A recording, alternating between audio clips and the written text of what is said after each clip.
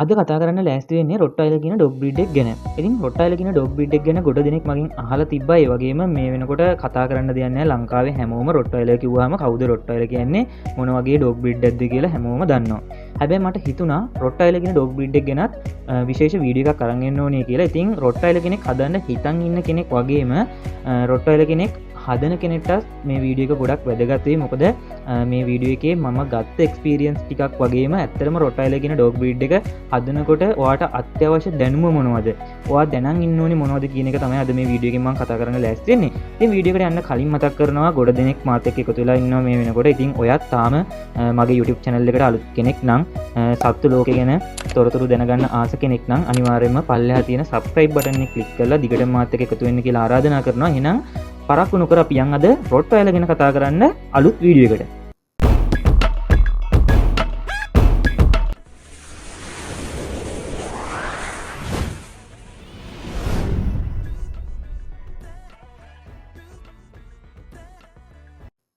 Rottweiler කියන dog breed එකේ නිජබිම මේක ඇත්තටම ගොඩක් පරණ ඩොග් බ්‍රීඩ් එකක්. සාමාන්‍යයෙන් ඩොග් බ්‍රීඩ් ගණනාවක් දැනට ලෝකේ ජීවත් වෙනවා විවිධ විදිහට අභිජනනය වුණ. ඉතින් මේ ඩොග් බ්‍රීඩ්ලගෙන් වැඩිම කාලයක්, ඒ කියන්නේ මෙයා පැරණිතම සුනක වර්ගයක් විදිහට සලකන ඩොග් බ්‍රීඩ් එකක් විදිහට මේ රොට්ටයිල කියන ඩොග් බ්‍රීඩ් එක හඳුන්වන්න පුළුවන්. ඉතින් මෙයාලගේ නිජබිම කිව්වහම මෙයාලා ඇත්තටම රෝම යුගයේ ඉඳන් තමයි මෙයාලා පැවතගෙන ඉන්නේ. ඉතින් මෙයාලම නිර්මාණය කරලා තියෙන ඒ කාලේ ධම්ම ගවයන් එළවීමට, දේපල ආරක්ෂා කිරීමට, පසු කාලීනව පළමු ලෝක යුද්ධෙදිත් මෙයාලා භාවිතා කරලා තියෙනවා. විශේෂයෙන්ම පොලිස් නිල සුනකෙක් විදිහට තමයි මෙයාව ප්‍රධාන වශයෙන්ම භාවිතා කරලා තියෙන්නේ. මේ තොරතුරු දැනගන්නකොට ඔයාලට තේරුම් යන්න ඕනේ ඇත්තට මේ රොට්ටයිල කියන්නේ මොන වගේ ඩොග් බ්‍රීඩ් එකද. ඉතින් මෙයා ගොඩක් ආරක්ෂාවට තමයි ඉතින් ඉඳන්ම භාවිතා කරලා තියෙන්නේ. ඉතින් මෙයාගේ තියෙන ලක්ෂණ, දේහ ලක්ෂණයි මේ හැමදේම එක්ක ඇත්තට මෙයාව ගොඩක්ම ගැලපෙන්නේ ආරක්ෂක සුනකයෙක් විදිහට. ඊළඟට අපි ප්‍රධාන වශයෙන්ම දැනගන්න ඕනේ රොට්ටයිල කෙනෙක්ගේ ලක්ෂණ. එතකොට රොට්ටයිල කෙනෙක්ගේ පිරිමි සතුන්ගේ උස සාමාන්‍යයෙන් අපිට සෙන්ටිමීටර් 61ක් 69ක් වගේ බලා ගන්න පුළුවන්. අඟල් වලින් නම් අඟල් 24ක් 27ක් වගේ බලා ගන්න පුළුවන්. ඒ වගේම ගැහණු සතුන්ගේ සෙන්ටිමීටර් වලින් උස ගත්තොත් 56ක් 63ක් වගේ බලා ගන්න පුළුවන්. ඒ වගේම අඟල් වලින් ගත්තොත් අඟල් 22ක් 25ක් අතර මට්ටමක උස බලා ගන්න පුළුවන්. පිරිමි සතුන්ගේ බර සාමාන්‍යයෙන් කිලෝ 50ක් කිලෝ 60ක් අතර මට්ටමක මෙයා බරක් පෙන්නුම් කරනවා. ඒ වගේම ගැහණු සතුන්ගෙන් ඊට වඩා අඩු මට්ටමක් තියෙන කිලෝ 35ක් කිලෝ 48ක් වගේ තමයි බලා ගන්න ලැබෙන්නේ. ආයු කාලය මේ දෙගොල්ලන්ගේම එක සමානයි. සාමාන්‍යයෙන් අවුරුදු 8ත් අවුරුදු 10ක් වගේ ආයු කාලයක් මෙයාලට නිරෝගී සුනකයෙකුට ලබා ගන්න පුළුවන්. ඒ වගේම මේ 10 පන්නන අවස්ථාත් ඕන තරම් දැකලා තිනවා. ඒ වගේම ඔයාගේ සුනකයාත් අවුරුදු 10ට වඩා ජීවත් වුණ කෙනෙක් ඉන්නවනම් අනිවාර්යයෙන්ම කමෙන්ට් එකක් දාගෙන යන්න. ඉතින් මේ වගේ අවුරුදු 8ත් 10ත් සාමාන්‍යයෙන් ආයු කාලයක් බලා ගන්න පුළුවන්. රොට්ටයිල කෙනෙක් හදන්න ගන්න කලින් අපි මොනවද දැනගන්න ඕන ප්‍රධානතම කාරණා. සාමාන්‍ය රොට්ටයිල කෙනෙක් හදන්න ගන්න මෙයා මොන වගේ හේතුවකටද? ඉතින් මම කලින් සඳහන් කරා වගේ රොට්ටයිල කෙනෙක් ගැලපෙන්නේම ආරක්ෂාවට.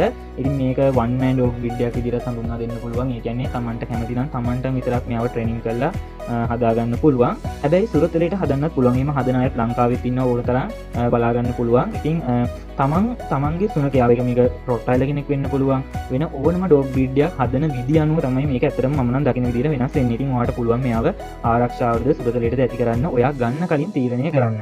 හදන්න අවශ්‍ය ඉඩ ප්‍රමාණය ගැන ගොඩක් දෙනෙක් මගේ වීඩියෝස් වලින් අහලා තිබ්බා. ඉතින් හදන්න අවශ්‍ය ඉඩ ප්‍රමාණය ගැන කතා කරනකොට සාමාන්‍යයෙන් රොට්ටයිල කියන ඩොග් බ්‍රීඩ් එක හදන්නවට යම් ඉඩක් අවශ්‍ය වෙනවා. ඒ වගේම තවත් විශේෂ දෙයක් තියෙනවා. අනෙක් ඩොග් බ්‍රීඩ් හදනවට වඩා රොට්ටයිල කෙනෙක් හදනවා නම් ඔයාගේ ගෙදර ඉඩම අනිවාර්යයෙන්ම තාප්පයක් හෝ එනියම් ආකාරයකින් වට කරලා තියෙනවා. ඒ කියන්නේ මෙයාට සීමාවෙන් එළියට යන්න බැරි නම් වඩාත්ම හොඳයි. ගොඩ දෙනෙක් කියන්න පුළුවන් මෙහෙම කරාම තමයි රොට්ටයිලස්ලා සැර වෙන්නේ, ඩෝනම ඩොග් බ්‍රීඩ් එක සැරෙන්නේ. ඒක වෙන්න පුළුවන්.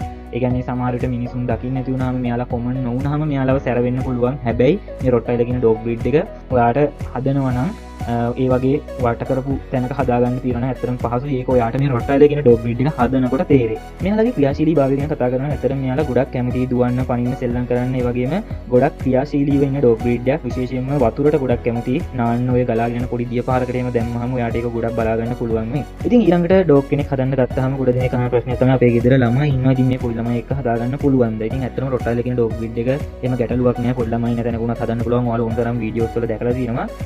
ඉතින් මෙතනදී මම ඔයාලට ප්‍රධාන වශයෙන්ම කියන කාරණාව තමයි ඔයාලට පුළුවන් නම් රොට්ටයිලව පොඩි කාලේ ඉඳන් ට්‍රේන් කරගන්න. කවුරු හරි ට්‍රේනින් සම්බන්ධව දන්න කෙනෙක් ලවා. එහෙම නැත්නම් ඔයාලට එච්චර වියදම් කරන්න සල්ලි නැත්නම් ඔයාලට පුළුවන් පොඩ්ඩක් අනෙක් ඩොග් බ්‍රීඩ්ලා හදනට වඩා චුට්ටක් පොඩි ළමයි ඉන්නවා නම් වැඩිපුර අවධානය යොමු කරලා මෙයාව හදන්න. රොට්ටයිලස්ලාගේ එන්නත් කරණය ගැන කතා කරනකොට අනෙක් ඩොග් බ්‍රීඩ් වගේම තමයි. ඉතින් ඔයාලට එන්නත් කරණය ඔයාලට තනියම කරන්න බෑ. අනිවාර්යයෙන්ම පශු වෛද්‍ය කෙනෙක්ගේ උපදෙස් ගන්න වෙනවා. ඉතින් ඔයා අනිවාර්යයෙන්ම අපිව ගෙදරට ගෙනාම සාමාන්‍යයෙන් අපිට මාස එකමාරෙන් වගේ කියන්නේ සති 6 කලින් වගේ ඩෝ පපි කෙනෙක් ගෙදරට ගෙන්න පුළුවන්. ඉතින් මේ ගෙනාවම ඔයා පළවෙනියටම කරන්න ඕන දේ තමයි ගෙනල්ලා සාමාන්‍යයෙන් දවස් දෙකක් ගෙදර තියාගෙන අනිවාර්යයෙන්ම ඊළඟට පසු වෛද්‍ය විශේෂයෙන්ම හොඳ පසු වෛද්‍ය කෙනෙක් ගාවට අනිවාර්යයෙන්ම අරගෙන යන්න.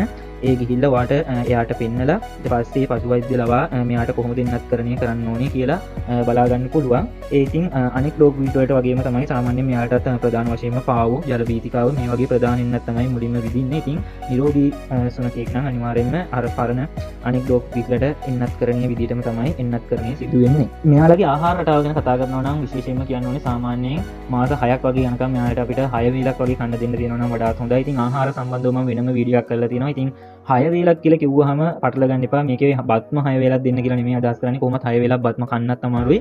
එතකොට මෙතනදී ප්‍රධාන වශයෙන් සඳහන් කරන්නේ 3 වේලක් බත් වගේ දීලා ඉතුරු වේල් කිහිපය අතරමැද මෙයාලගේ බඩ පිරෙන මොනවා හරි ඩොග් ෆුඩ් වගේ දෙයක්, යෝගට්, මේවා බිත්තරයක් මේ වගේ දෙයක් භාවිතා කරන්න පුළුවන්. මෙයාලගේ පණු බෙහෙත් දෙන ආකාරය ගැන කතා කරනවා නම් සාමාන්‍යයෙන් අනෙක් ඩොග් බ්‍රීඩ් වගේම තමයි සාමාන්‍යයෙන් මෙයාලට සති 2 සිට මාස 3 දක්වා වන පැටියෙක්ට සති 2කින් දෙකට වගේ පණු බෙහෙත් දෙන්න පුළුවන්. ඒ වගේම මාස 3 සිට මාස 6 දක්වා වන පැටියෙක්ට මාසකට වරක කියන්නේ මාසින් මාසෙ වගේ මෙයාලට පණු බෙහෙත් දීම සිද්ධ කරන්න පුළුවන්. ඒ වගේම මාස 6න් පස්සේ පැටියෙක් වෙන්න පුළුවන්. එයා ලොකු සුනකෙක් වෙන්න පුළුවන්. අනිවාර්යයෙන්ම මාස 3කට වරා පණු බෙහෙත් දෙන්න ඕනේ. ඉතින් විශේෂයෙන්ම සඳහන් කරන්න ඕනේ පණු බෙහෙත් දෙන රටාව තමයි මේක ඕනම ඩොග් බ්‍රීඩ් කෙනෙක්ට පොදු වෙනවා. ඒ වගේම ඔයා පණු බෙහෙත් දෙන එක උනත් ඔයාලට පසු වෛද්‍ය කෙනෙකුගේ උපදෙස් මත ලබා දෙන්න පුළුවන් නම් ඇත්තට මේක වඩාත් හොඳයි රොට්වයිලර් වගේ ඩොග් බ්‍රීඩ් එකක් හදනවා නම්. ඉතින් ඊළඟට අවසාන වශයෙන් මෙයාලගේ මිල ගණන් සාකච්ඡා කරනකොට අපිට සාමාන්‍ය රොට්වයිලර් පපි කෙනෙක් රුපියල් 40000 60000 අතර වගේ මුදලකට ලංකාව ඇතුළත මිලදී ගන්න පුළුවන්. මේක රුපියල් 40000ට වඩා අඩු ප්‍රයිස් වල ඉන්නත් පුළුවන්. ඊට වඩා වැඩි ප්‍රයිස් වල ඉන්නත් පුළුවන්. අඩු ප්‍රයිස් වල ඉන්න එකයි වැඩි ප්‍රයිස් වල ඉන්න එකයි ප්‍රධානතම හේතුව වෙන්නේ බ්‍රීඩ මත තමයි මේක මිල තීරණය වෙන්නේ. යා තීරණය කරන මිලකට තමයි ගොඩක් වෙලාවට සුනකයන් අලෙවිවීම සිද්ධ වෙන්නේ.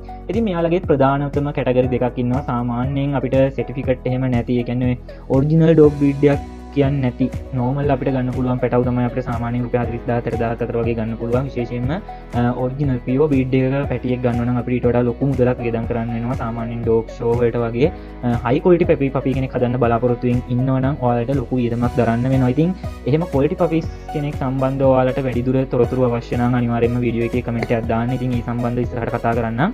ඉතින් මම හිතනවා අද වීඩියෝ එකෙන් මම කතා කරපු තොරතුරු ටික රොට්වයිලර් සම්බන්ධව ඔයාලට ගොඩක් ප්‍රයෝජනවත් වෙන්නේ නැති කියලා, ඒ වගේම ඇති කියලා හිතනවා. ඉතින් මීට අමතරව ඔයාලා දන්න දෙයක් තියෙනවා නම් රොට්වයිලර් කෙනෙක් හදලා ගත්ත එක්ස්පීරියන්ස් ඔයාලා ගාව තියෙනවා නම් අනිවාර්යයෙන්ම ෂෙයා කරන්න අමතක කරන්න එපා. ඉතින් කමෙන්ට් සෙක්ෂන් එක තියෙන අන්නේකට තමයි දාන්න ගිහලා අනිවාර්යයෙන්ම ඔයාලගේ අත්දැකීම්. ඉතින් රොට්වයිලර් කෙනෙක් වෙන්න පුළුවන්, ඕනම ඩොග් බ්‍රීඩ් එකක් වෙන්න පුළුවන්. කමක් නැහැ. අනිවාර්යයෙන්ම කමෙන්ට් එකක් දාගෙන යන්න. වීඩියෝ එක හොඳයි නම් ඔයා මේකෙන් දෙයක් ඉගෙන ගත්තා නම් ඔයා රොට්වයිලර්ට ආදරෙයි නම් අනිවාර්යයෙන්ම ලයික් එකක් දාන්න. එහෙනම් මේ වගේම තවත් අලුත් වීඩියෝ එකකින් හමු වෙමු. මේ වීඩියෝ එක ඔයාලට අදරන් ආවේ ද පෙඩ් බ්‍රෝ. එහෙනම් තවත් අලුත් වීඩියෝ එකකින් අපි හමු වෙමු.